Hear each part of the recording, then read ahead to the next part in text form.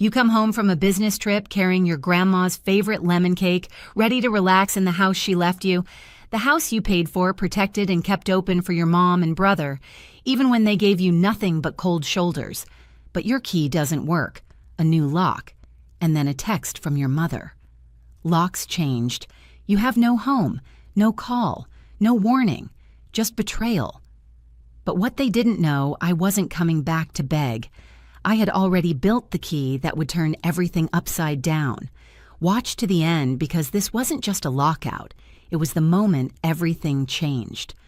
It wasn't always war. It wasn't even cold. At first, it was silence, the kind that feels like you're always interrupting something by existing. I grew up believing family was worth the ache, that if you just held on long enough, they'd see you, that love could sound like criticism and feel like obligation, but still be love. I believed that because of one woman, my grandmother, Eleanor Collins. She was my anchor, the only person who ever made me feel visible. She lived in a cedar-shingled house by the Riverview River, nestled between birch trees and childhood myths. The house wasn't grand, but it breathed. Creaky wooden floors, glass jars filled with wildflowers from her garden, the scent of lemon soap clinging to her sweaters.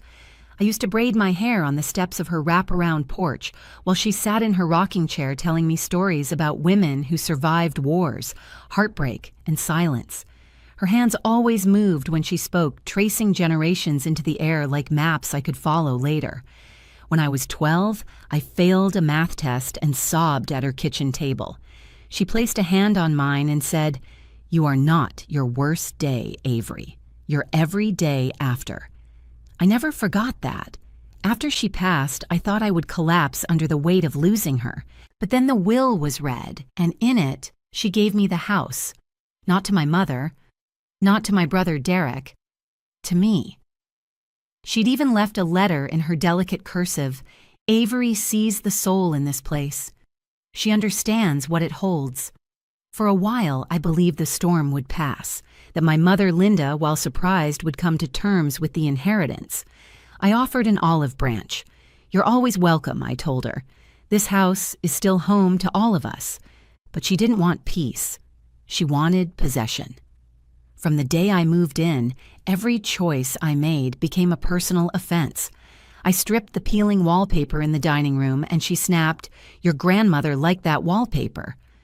I replaced a broken window, and she asked coldly, "Did it really need fixing, or are you just trying to erase her?" Derek said nothing. Ever. But silence when it comes from someone who claims to love you hurts deeper than words. He'd nod, stare at his plate, occasionally mumble something neutral, then disappear when I needed backup. It was always 2 against 1, and the one was supposed to smile. Still, I stayed kind. I stayed soft. I hosted Thanksgiving. I refinanced my car loan to pay for new plumbing when the kitchen flooded. I spent weekends repainting the porch, baking lemon scones with my grandmother's recipe, trying to preserve the heart of a house that meant something to me. I paid every tax bill on time, every water heater repair, every insurance renewal. I stayed quiet when they criticized the Thanksgiving menu or rolled their eyes at my modern renovations. I tried to belong to a family that had already voted me out of it. I thought love meant enduring, but behind the forced smiles and cold dinners, the betrayal was already blooming. I just couldn't see it yet. There were signs, though. Hindsight never lies, like the time I caught them whispering during dinner. I'd mentioned restoring the attic space into a home office and saw a flicker of panic cross my mother's face. Derek looked down, then changed the subject. Or when Mom asked too casually, "Where's the deed? You should keep a copy in a safe." Fires happen, you know, but I brushed it off. I always did. Because some part of me, maybe the girl on the porch braiding her hair, still wanted to believe that if I gave enough, they'd stop taking. And yet, they saw my stewardship as ownership as betrayal. What they didn't see, what they never even asked about, was why I clung to that house so fiercely. It wasn't about value or legacy or pride. It was because for me, it was the only place I'd ever felt chosen, seen. It wasn't a property. It was proof. I remember one night vividly. I'd been up late fixing a leak in the guest bathroom, something Derek had promised to help with but bailed on last minute. I was on my knees soaked from the waist-down flashlight between my teeth trying to screw in a rusted pipe when I heard my mother in the hallway. She didn't know I could hear her. She was on the phone. This house has always belonged to the family. She whispered, voice tight, not just one person.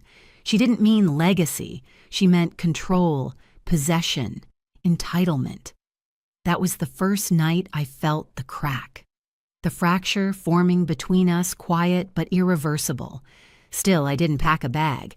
I didn't change the locks. I didn't cut them off.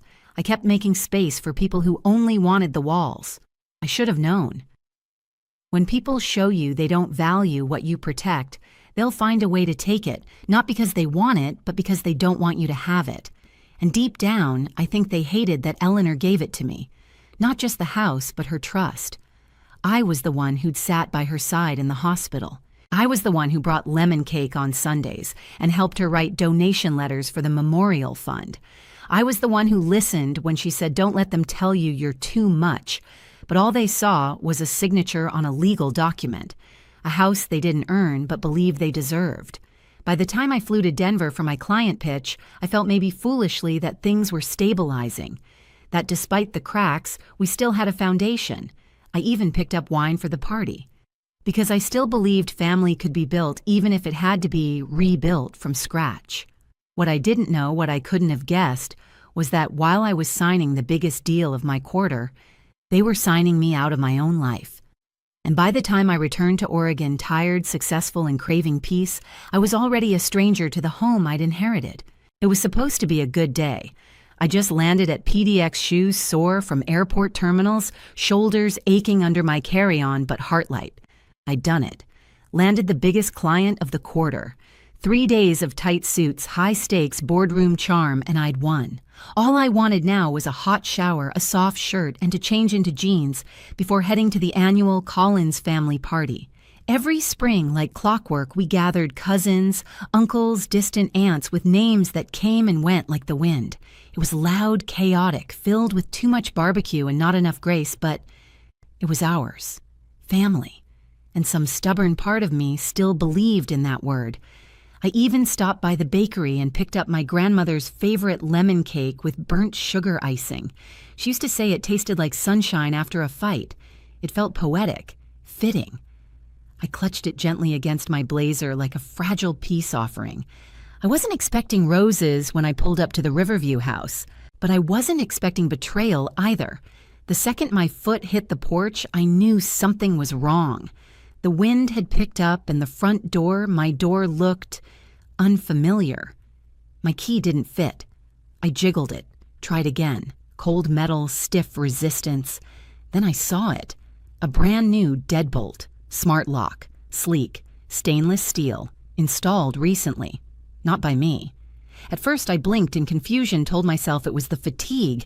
Maybe the lock had jammed again like it used to when it rained. I reached for my spare key. Nothing. I crouched down, inspecting the mechanism, my breath fogging in the cold air. And then my phone buzzed. A message. Locks changed. You have no home. Mom, no greeting. No explanation. Just that. I stared at the screen, unmoving. The wind blew the hem of my blazer. My hands were still clutching the bakery box like a gift to people who'd already decided I didn't belong. At first I thought it was a joke. Some cruel, stupid joke. But my mother wasn't dramatic in that way. She was precise, strategic, cold. I stood on the porch for what felt like hours. In reality, maybe 3 minutes. I didn't cry, I didn't knock, I didn't scream or call. I just stood there holding a cake in one hand and my phone in the other, like a woman who had walked into a play where she didn't know her lines because she wasn't supposed to be on stage at all. That's when I felt it, the first flicker. Not of rage, not even sadness, but humiliation. They hadn't just locked me out. They'd erased me. I didn't go to the party. I got in my car and drove. No destination, no music, just the soft clicking of the blinker every time I changed lanes, with nowhere to go. I ended up in the parking lot of a 24-hour diner off the highway. The neon sign flickered like a dying heartbeat. That's where I called Maya, my best friend since college, the one person who had always known how to translate my silences. She answered on the first ring. "I'm locked out," I whispered, and then the rest came tumbling out. "No," she said. "Come here. Right now. Just come." She didn't ask questions, didn't press. When I arrived, she opened the door without a word, wrapped me in a blanket that smelled like lavender and fabric softener, and sat me on her couch like I was made of glass. The cake sat on the counter untouched, a monument to the absurdity of it all. That night, I cried. I hadn't cried in front of anyone in years, but I cried for the little girl who used to believe family meant protection. I cried for the woman who paid the mortgage, who filed the taxes, who hosted Thanksgiving and offered peace like it was free. I cried for the parts of me I'd left in that house, and the people who didn't think twice before tossing me out of it. "They really changed the locks," Maya asked, voice tight. I nodded, and texted me like I was a tenant getting evicted. Her jaw clenched. That's not petty, that's calculated. I hadn't let myself go there yet, but once she said it, it stuck. Calculated. It echoed in my mind all night long after Maya went to bed. I lay awake on the pull-out couch, staring at the ceiling, replaying every step up to the porch, every ignored call, every whisper I hadn't questioned. Something gnawed at me. I never checked the side of the house. I never looked to see if they had moved anything out. The next morning, I drove back, not to break in, just to look. And that's when I saw them, 3 large black trash bags tucked behind the shrubs, slumped over like dead animals, shoved between the recycling bin and the air conditioning unit like secrets nobody wanted to deal with. I parked across the street, walked over slowly. My stomach twisted as I opened the first one. Clothes. My clothes. Wrinkled, crumpled, tossed in like I was Goodwill inventory. The sweater my grandmother knitted for me balled at the bottom like lint. Second bag, half-used toiletries. My toothbrush holder. The ceramic mug I used for tea every morning, the one with the tiny crack near the rim. Still stained from peppermint. The third bag hurt the most. Books. Framed photos. A necklace my grandmother gave me for graduation still in its box. A torn page from my journal. My story ripped in half. I stood there, fingers trembling, staring at the pieces of my life. This wasn't just removal, it was punishment. Passers-by probably thought I was a woman looking for something she dropped, but I wasn't looking. I'd already found it, my breaking point. I didn't knock, I didn't yell, I didn't text them back. If they wanted silence, I'd give them silence, but not the silence of surrender, the silence that plans. And by Monday morning, I wasn't crying anymore. I was calculating. I didn't go into battle with fire. I went in with spreadsheets. On Monday morning, while the city was still yawning awake, I sat at Maya's kitchen table. Her cat curled at my feet, my laptop open like a weapon. The air smelled like coffee and quiet fury. I wasn't shaking anymore. Something in me had hardened. The version of me who begged to be understood, who over-explained and underreacted, was gone. She'd vanished somewhere between the torn journal page and the necklace box buried in a trash bag. What remained was calm, focused, surgical. I opened a drive folder I hadn't touched in months. See, the year before, after my grandmother died and the will passed through probate, my mother had asked me to temporarily manage the Collins Memorial Fund. It was a modest charitable account set up in my grandmother's name, meant to support local nonprofit scholarships, community gardens. Eleanor's dream. Because I worked in finance, they trusted me to keep it organized. Linda had said, "You've always been the meticulous one." That was her way of saying, useful, not valuable. I'd taken the role seriously. I tracked every expense, backed up every email, scanned every check. Because that's what you do when you're raised by someone who taught you that love means taking care of what carries someone's name. At the time, I'd noticed some oddities contractors. I'd never met vague expense categories, a few thousand here and there, sent to consultants I couldn't verify. Every time I brought it up, Mom would wave it off. "Your grandmother wanted us to be flexible," she'd said once. There are things you don't understand about running a family fund. But now, with my life in trash bags and my name smeared in silence, I looked again, not with doubt, with purpose. And what I found wasn't just shady bookkeeping, it was fraud. One invoice allegedly for event planning was billed from a business that didn't exist. Another check for $300 had been written to Derek's college roommate, who last I knew was bartending in Arizona, not working in nonprofit consulting. There were emails, too, one from my mother to Derek. Make sure the invoice matches the grant line or Avery will flag it again. Again. That one word told me everything. They knew. They'd been counting on my loyalty to keep me quiet. But now silence had changed sides. I called to contact Elise Park. I'd met her at a women's finance panel last year.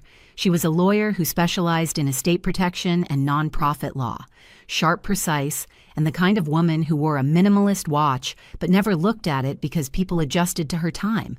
She picked up on the second ring. "Do you remember me?" I asked. "I do," she said.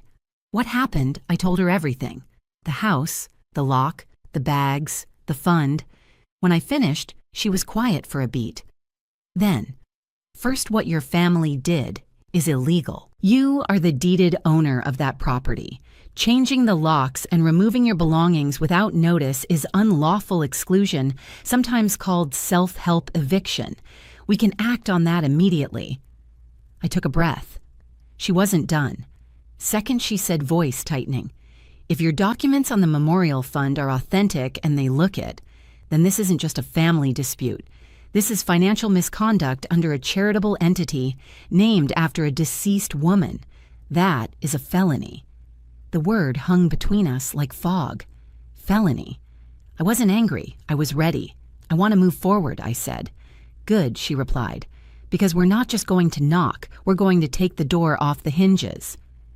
That same afternoon, Elise filed a cease and desist letter demanding immediate restoration of my property access, along with a court order for temporary possession while legal proceedings unfolded.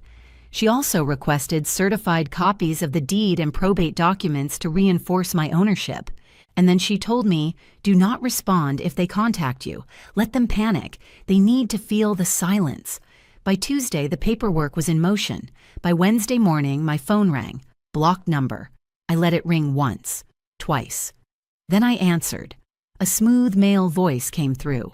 "Miss Collins, this is David Lerner. I represent your mother, Linda Collins. I believe you've recently retained legal counsel." I said nothing. "We're hoping to resolve a small misunderstanding regarding the Riverview property," he continued. "My clients are open to discussion and wish to avoid unnecessary escalation." There it was. Panic, wrapped in politeness, desperation dressed in diplomacy. I smiled, though he couldn't see it. "Please have your office direct all correspondence to my attorney, Elise Park. She's handling everything from this point forward." A pause. "Miss Collins, I think it would be in everyone's best interest to fix this urgently. Fix this." After weeks of cold shoulders, trash bags, and theft, "No," I said. "You don't fix what's been burned down. You rebuild, but not with you in the blueprint." Then I hung up. Elise scheduled the meeting for Friday. Neutral territory, downtown office, glass walls, gray carpet designed to make people forget they're bleeding. The moment I walked into that room, I felt it the shift. My mother sat on one side, stiff in a blazer that couldn't cover the tension in her shoulders. Derek beside her gaze lowered, jaw tight. Their lawyer, David, smiled at me like I was a child with a tantrum to soothe. On my side, Elise, unbothered, impeccable, the kind of calm that makes people nervous. "No greetings," David asked. "No pretenses," Elise replied. He slid a paper across the table. "My clients are willing to return access to the house and cover reasonable legal costs incurred thus far. In exchange, your client agrees not to pursue further action or make public claims regarding internal family matters, particularly the Collins Memorial Fund." I didn't even blink. I took out my own document, Elise's draft, and slid it forward. "My conditions," I said. immediate restoration of the Riverview property, written retraction of the defamatory social post from Linda Collins, full reimbursement for legal fees and property damages, formal relinquishment of any financial or symbolic claim to the Collins Memorial Fund, and an agreement that neither Linda nor Derek Collins will set foot on the property without written invitation. My mother scoffed. "You think you can keep us away from our own family's house? It's not yours," I said quietly. "It never was." Their lawyer glanced at Elise. "If we refuse," Elise's voice was ice, "then we proceed. We have evidence of charitable fraud and unlawful eviction. The legal and reputational fallout will be significant." Linda's face went pale. Derek's hand twitched on the table. "You're threatening your own mother," she whispered. "No," I said. "I'm protecting what my grandmother left me, and I'm done apologizing for that." They blinked first. Within 24 hours of that meeting, Elise had an official response they would comply with every condition, not because they understood or felt remorse, but because fear has a way of forcing civility. That Friday afternoon, I stood once again on the porch of the Riverview house. Elise was beside me. So was a police officer, her insistence. Just in case. We brought a locksmith, a neutral party, a symbol that this time I wasn't walking into their rules. I was bringing my own. The locksmith worked fast. He removed the smart lock, installed a traditional deadbolt with a new key, and handed it to me with a quiet, "Welcome home." But home had changed. The door creaked open like a stage curtain. Inside there was no audience, no warmth, just air stale, cold hollow. They had gutted it. Gone were the copper pans my grandmother used to clang together when making soup. Gone was the hand-sewn quilt that had once covered the upstairs banister like a banner of belonging. Gone were the small things, the ceramic owl that sat on the mantel, the faded rug by the back door, even the mismatched set of chairs we used every holiday. They'd stripped it of its spirit. The worst was the study, my grandmother's sanctuary. I stepped inside and froze. Empty drawers. Empty shelves. Gone were the journals she'd written in since 1978. Gone was the antique desk lamp I'd rewired by hand. Gone was the tiny silver locket she kept in her drawer, one with a photo of her holding me as a baby. They didn't just remove items, they looted history. I sat down on the hardwood floor, knees pulled to my chest, breathing like I'd run a mile. Elise stood silently at the doorway, then quietly started photographing everything: the bare walls, the missing heirlooms, the clean spots where dust should have been. The police officer offered a polite suggestion. "You may want to file a theft report. Without documentation, we can't force them to return anything. But it doesn't look accidental." I nodded but said nothing. I wasn't angry. I was past that. It wasn't about objects. It was about erasure. That night, I slept on the floor of my own house. No furniture, no sheets. Just me and a thin blanket Maya had dropped off, along with snacks, paper towels, and a hug I didn't know I needed until it landed. The silence in the house wasn't empty. It was listening. And so was I. Over the next few days, things shifted. My phone began to buzz again. Not with apologies, never that, but with something worse. Control disguised as concern. First it was Derek. "Hey, just wanted to check in. Hope you're okay." We all got a little emotional, that's all. Then my mom. "You've made your point. Can we talk like adults now?" I ignored them. Then came the guilt. "You're tearing the family apart over a house." But they had already done that. What they couldn't stand was the silence. Because for the first time, it didn't belong to them. No more whisper campaigns. No more passive-aggressive digs at family dinners. No more group chats I wasn't added to. No more pretending. I wasn't playing their game. I was rewriting the rules. They tried smear too, though more subtle than I expected. A few distant cousins unfollowed me on social media. A family friend posted a vague Facebook status. Some people let money go to their heads, sad to see greed win. Another relative messaged Maya directly, "Is Avery okay? We're worried. She's always been emotional." It was textbook. Silence me, discredit me, shame me. But I didn't respond. I didn't defend. I let the silence grow teeth. Instead, I focused on rebuilding, and it wasn't just about the house, it was about the story. I dug into every legal form with Elise. We submitted official documentation to the state charity board regarding the fund discrepancies. Not to destroy Linda or Derek, but because that fund bore my grandmother's name, and I wouldn't let her legacy be used for fraud. The board took it seriously. Within a week, Linda received a notice of audit. Derek's bank account was flagged. The nonprofit that had received those donations was being investigated for falsified invoices. The panic spread, and they kept calling, leaving voicemails with cracking voices. "We never meant to hurt you. Can't we just move on?" But no one ever said the words, "We're sorry. We were wrong. This was yours all along." Because ownership wasn't the wound. It was control. Meanwhile, Elise kept me grounded, sharp but kind.